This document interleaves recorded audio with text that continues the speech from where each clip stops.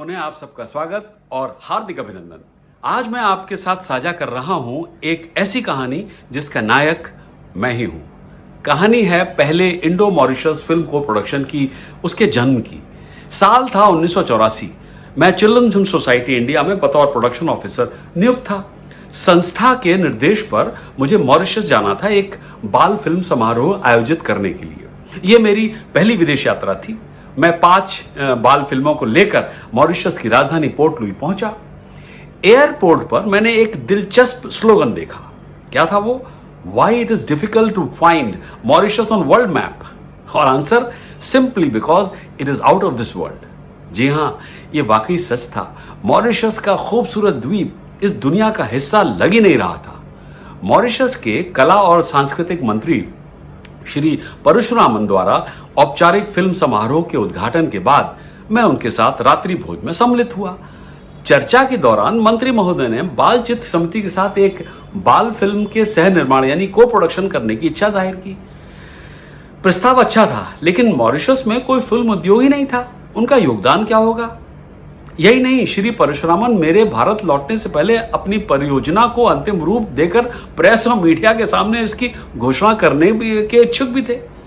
मेरे पास समय बहुत कम था और विकल्प भी ज्यादा नहीं थे, मगर मैंने फिल्म को प्रोडक्शन को स्वरूप देने का मन बना लिया और उसका ब्लूप्रिंट की तैयारी में लग गया।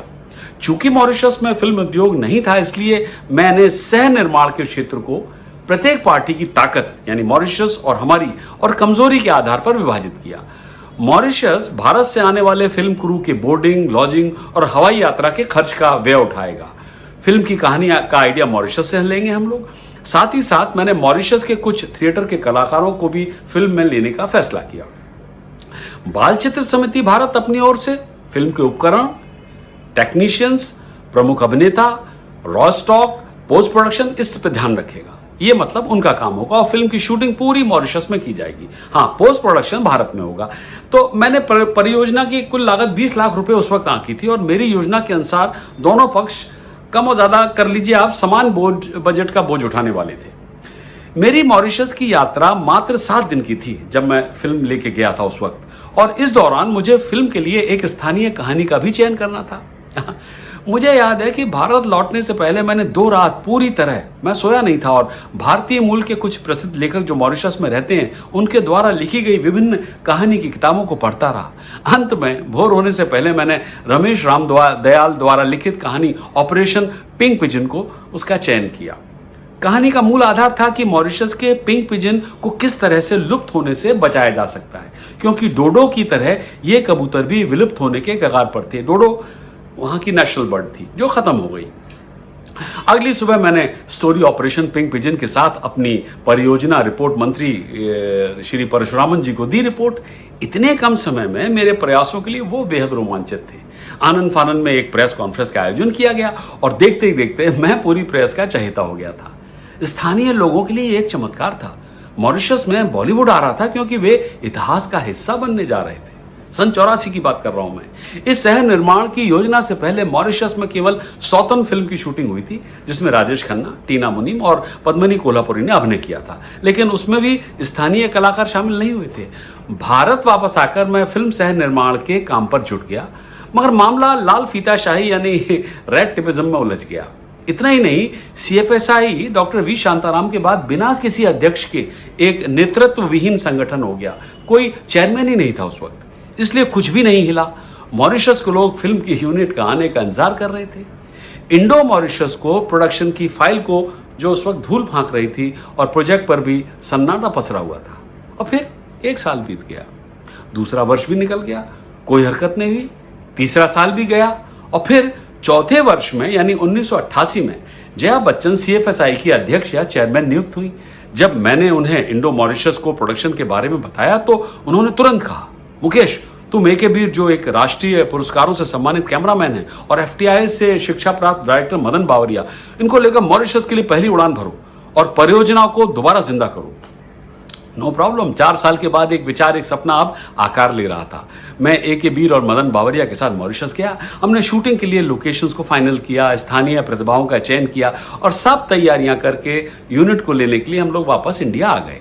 और फिर अप्रैल 1989 को पूरी यूनिट के साथ फिल्म कलाकार पेंटल, बॉलीवुड के आर्टिस्ट एम के रैना, दिल्ली से आए थे एनएसडी के सविता बजाज, निर्देशक मदन बावरिया, कैमरामैन ए के बीर, साउंड रिकॉर्डिस्ट अरुणोदय शर्मा, सब एफटीआई से थे।